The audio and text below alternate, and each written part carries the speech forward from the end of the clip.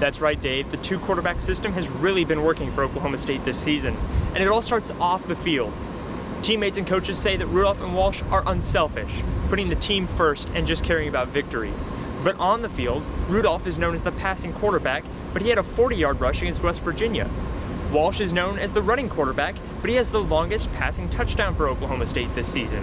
That really puts defenses in a bind because they don't know which quarterback will be running and passing when. And with key injuries on TCU's defense, that'll give Oklahoma State a big advantage on Saturday. This will be Mason Rudolph's first start in Lubbock in his collegiate career. Since 2002, Oklahoma State quarterbacks making their first start in Lubbock have thrown at least one interception. In fact, they've thrown 7 interceptions and only 5 touchdown passes.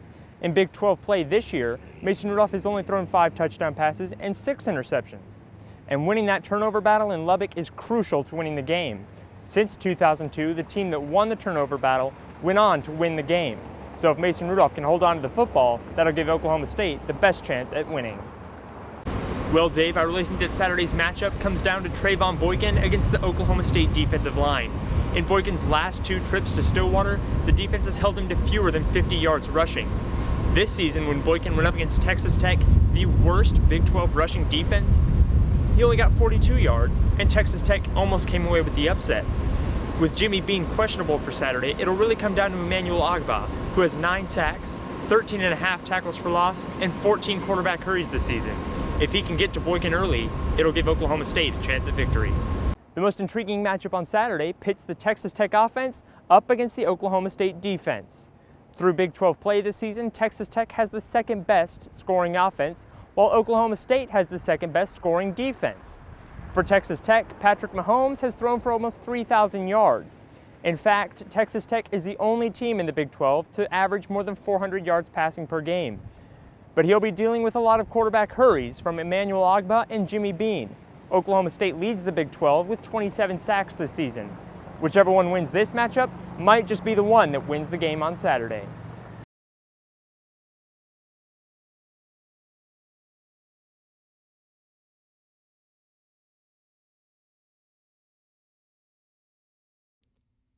Numbers are everywhere in baseball, and it takes years of experience to make sense of it all. For head coach Josh Holliday, everything depends on the stats. Recruiting, games, even the lineup. Holliday says stats are sometimes more helpful than watching game footage. Stats tell a lot of the story. I mean, there can be a lot of information in a stat if enough at-bats and enough pitches are accumulated to really have some depth to the information. When recruiting, Holliday takes the statistics with a grain of salt. Junior college players are some of the only players with enough experience to make the stats trustworthy. Junior college players, statistics matter. High school players, they mean nothing. Every good player in high school has big statistics. One new junior college transfer on the team is infielder Kevin Bradley, who is second on the team with a .406 batting average and 10 RBIs. Another new addition to the team is freshman Jacob Chappell. Chappell is a prime example of the inflated stats Holliday talked about. He hit .469 his senior year with 40 RBIs and 32 extra base hits. He said pitching has been the most difficult thing to adjust to. I'm not gonna lie, I was nervous. I was so nervous the first few games, and just seeing, velocity's a lot better. Most at bats you only get to see one pitch that is a good pitch to hit.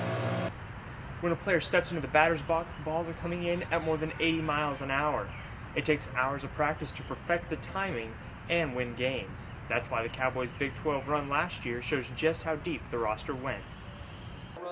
The Big 12 is one of college baseball's strongest conferences, but only one statistic matters at the end of the season: wins.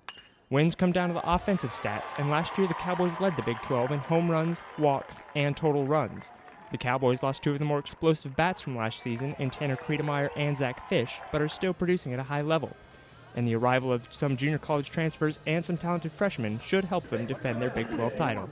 For the Poke Report, I'm Justin Packard.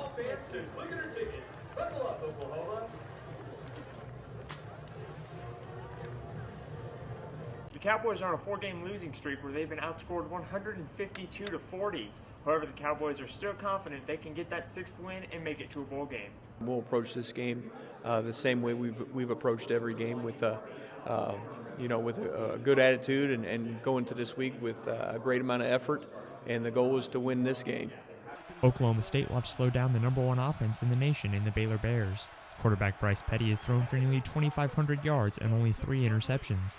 That isn't good news for a Cowboy defense that has forced only 9 turnovers and gives up nearly 300 yards passing a game. I mean, they got a good quarterback that knows how to run the offense. So, I mean, I think to start off, we got to stop the run and contain the quarterback, and then just let our corners and safeties do their job on the outside. So overall, offensively, be able to throw quick passes. We've got to be able to throw a deep ball. We've got to be able to establish the run and secure the line of scrimmage and eliminate hits on our quarterback. Dax Garland has been sacked 32 times this season. That's nearly as many as the past 3 seasons combined. The Cowboys will have to protect him if they have a chance on Saturday to defeat the Bears and get bowl eligibility. For Orange Nation Sports, I'm Justin Packard.